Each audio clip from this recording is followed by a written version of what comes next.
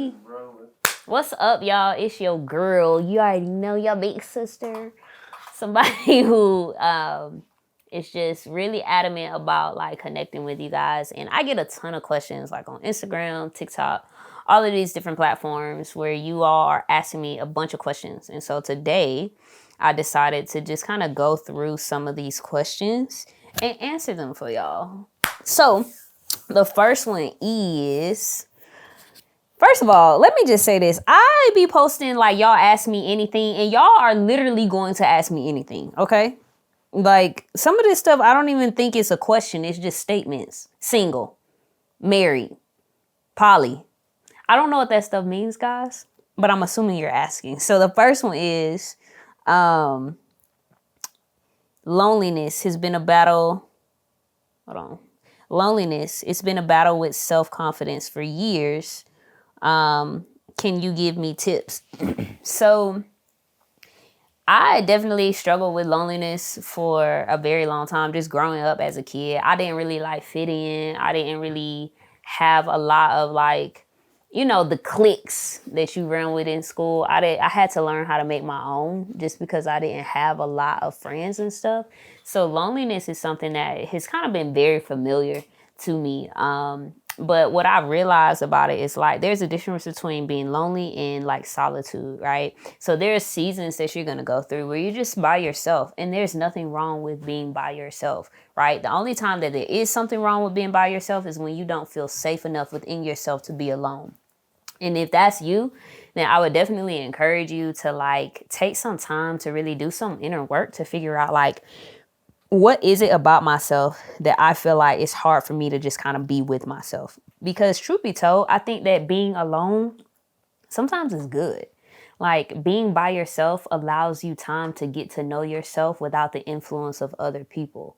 And so as I was on my journey, I had to know the difference between loneliness and solitude. Solitude meaning you're just by yourself for a time, right? Like I like having solitude, times of solitude. And that looks like for me going to the parks, taking walks, putting my headphones in and just vibing out, like not being social, just kind of being in my own little world, in my own bubble. And I think those moments of solitude are super important because what that does is it allows for you to explore yourself. It allows for you to pour and learn to pour back into yourself. Okay. All right. So next question. Your journey with God and being queer. Tell me more about it. I mean, it's been a journey. It's definitely been a damn journey for sure. I tried to be straight for almost my whole life growing up. Being queer was not even a thing. It wasn't something that was discussed in the household. And then I've always had an affinity towards women though. And I guess I never really identified that as like, oh, I'm attracted to them, just because I didn't necessarily know, like I was young, right? And so as I got older, I started realizing, oh, snap, I'm attracted. And I suppressed every single feeling that I had. So for like 12 years, I was like single and not exercising a lot of my sexual endeavors, right? So I had a lot of pent up aggression, a lot of pent up stuff. And it wasn't until like I started therapy where a therapist asked me, yo, E, what does the Bible really say about homosexuality? Like, it doesn't actually say homosexuality, right? That word wasn't in the Bible. And I was like, man, stop playing, this right here, right? And so as I started researching and really kind of going through the Bible and stuff, I really realized like, oh snap, I actually never studied this topic for myself. I kind of just took the pastor's word and kind of went with it.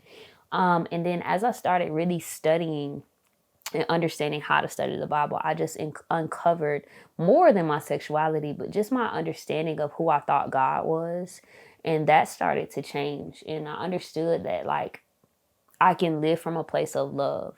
And as I started doing that, like it helped me to kind of deconstruct my sexuality and my faith. And now I'm in a place where like after doing all of the rigorous Bible studies, the scriptures and all that kind of stuff, now I'm in a place where I'm like, man, I understand that God loves me regardless of whatever my sexuality is. Sometimes we focus so much on the things that I don't really think God is vocal about or big on. And I think sexuality is one of those things. All right. Let's see. How has your role in your family changed over time as you walk this self-discovery journey? This is such a beautiful question because I feel like for me growing up, like as a teenager, I was definitely one of those like kind of rebellious kids, not in the sense of like I was a good kid. I did good things, but I think I had a separation with my family. So as I started getting into the church and stuff, I definitely was a lot more separate from my family. And a part of that was what we were taught, right? Like if your family wasn't living by these certain laws and these certain rules of the church, then they were considered as like outsiders, right? And they were teaching that your church family is like your spiritual family. They're your real family. And so I had a lot of disconnect with like my mom, my dad, my sister, because of how I perceived who they were based upon if they was living holy or not. Right. And I quote, air quote, holy, because that's all contingent upon whatever your pastor is teaching at that time, really. But yeah, so as I began to kind of go on this healing journey and I'm taking this self-discovery route, I'm realizing like one of the most important things to me has been my family. And so one of the main things that I wanted to reconcile on my journey is reconciling the relationship with my mom and my dad. I think just growing up, I just had a lot of pain, a lot of anger that was towards them, and not really understanding that your parents are human, right? Your parents will give you everything that they have, right? And a lot of times we have to come to a place of understanding that just because you gave me everything that you have doesn't necessarily mean that it was everything that I needed. And when you're able to understand that, like, from that perspective, it opens the room for more grace to come in, to understand that at the end of the day, your parents are human. At the end of the day, they're trying to figure out how to raise another human being while still operating in their humanity. And so as I began to go on my own self-discovery journey and I started processing my own mistakes and having my own self-awareness journey, like forgiveness and grace became very easy to extend when I started to see my own true colors. And so it made me want to be more intentional about reaching out. I'm already just not the best when it comes to like calling and texting and all that kind of stuff. I'm just not. But being more intentional about, go ahead, let it out.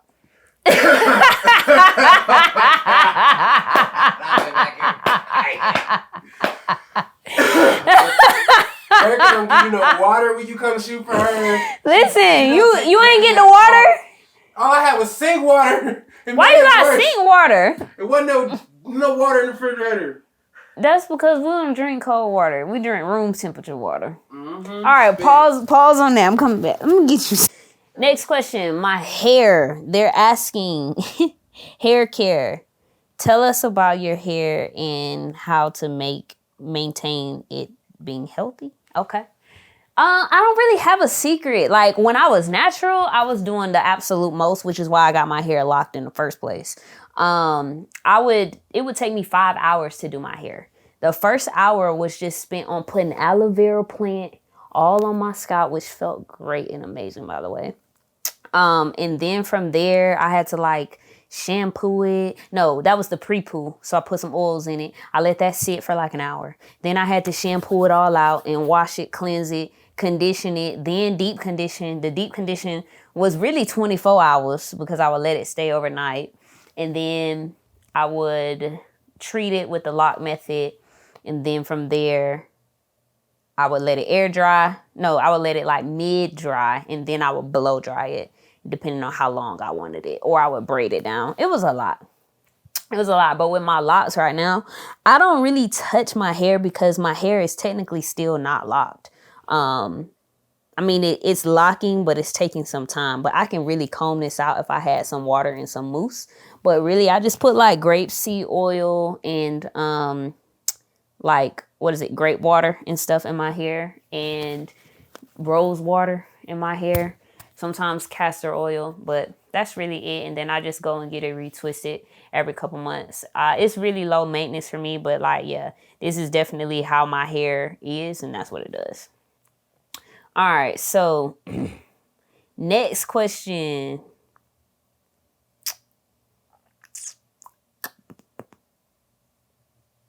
Let me see. People are so interesting. What motivates you to keep pushing forward in your music career? This is actually a really good question because honestly, I wanted to quit music. I wanted to give up. I was very discouraged at a certain point in my life just because I felt like I was constantly striving and not really getting the results that I wanted to see. So let me preface this. I'm a person that has a lot of high expectations. Like I want to do, imagine great and then times that by 1,000. That's kind of where I live and where my expectation lives.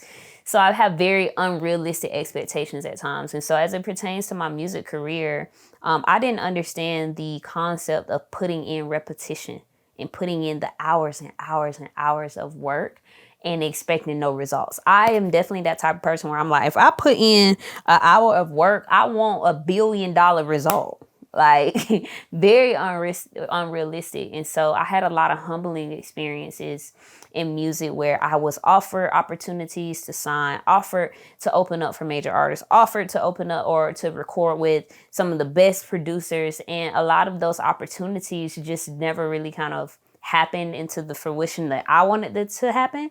Meaning it didn't change my career to where I became an overnight success. A lot of times what people don't tell you is that it takes 10 years to become an overnight success.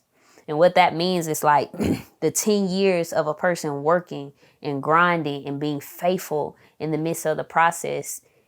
That one moment where all of a sudden they blow up, it took them 10 years to have that one moment where now people who never heard of them are like, where did you come from? And so for me, being able to stay motivated and encouraged came from finding joy in the process. Like I had to let go of the external or the end result and learn to love and enjoy just making music and the people that I'm making music for.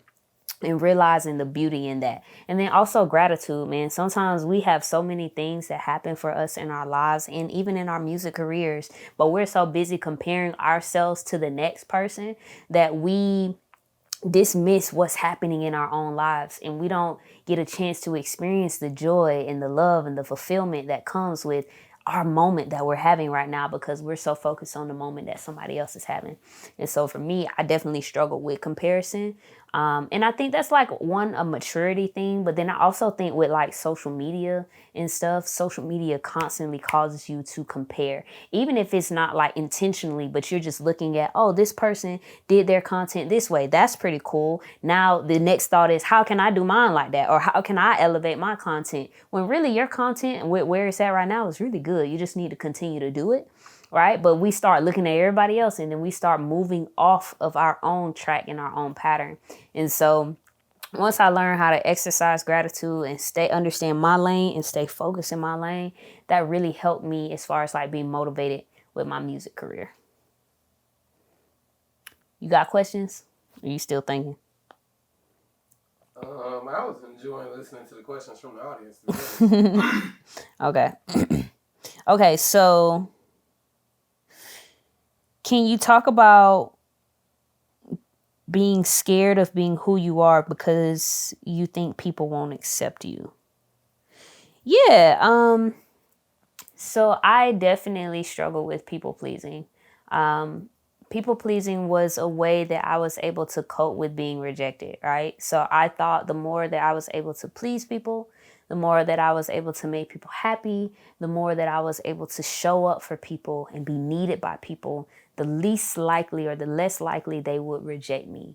And what that did was it created a cycle of self-hatred because I was becoming everything for everybody else, but I had no idea who I was.